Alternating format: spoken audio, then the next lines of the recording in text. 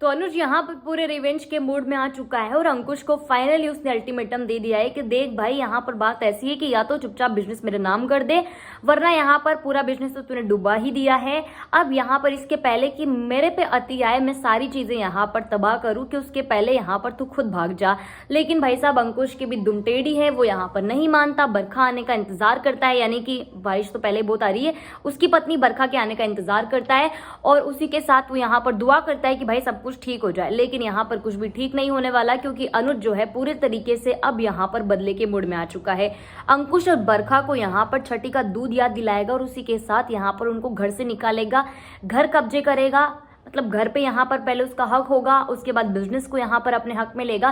तो ये सारी चीजें धीरे धीरे करके वो सब कुछ करने वाला है। अब आशा भवन की बात है तो भाई आशा भवन तो बच जाएगा, जब अनुज के बाद बिजनेस होगा तो आशा भवन तो अपने आप बचेगा।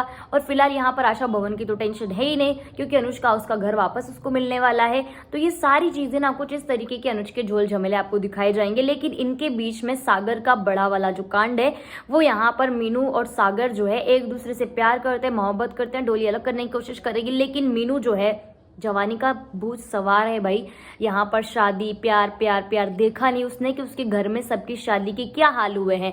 शादी कोई लास्ट फेज नहीं है जिंदगी का, उसके आगे भी जिंदगी है। लेकिन भाई यहाँ पर उन्होंने तो मान लिया कि भाई शादी करनी है और यहाँ पर बड़ी बड़ी बातें, लेक्चर, सारी चीजें देती है यहाँ पर मीनू। लेकिन ऐसा रियल लाइफ में नहीं होता भाई।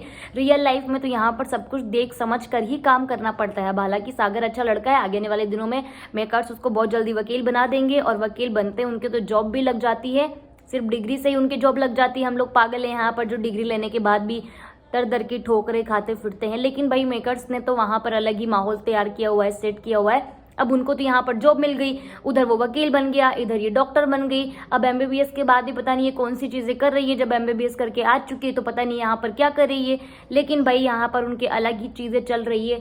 अब इन सब चीजों के बाद में यहाँ पर मेकर्स जो है आगे हद तब मचाएंगे जब यहाँ पर मीनू और सागर की शादी करवाएंगे और शादी भी भाग कर होगी और उसके मम्मी के मर्जी के खिलाफ होगी और अनुपमा को फंसा दिया जाएगा।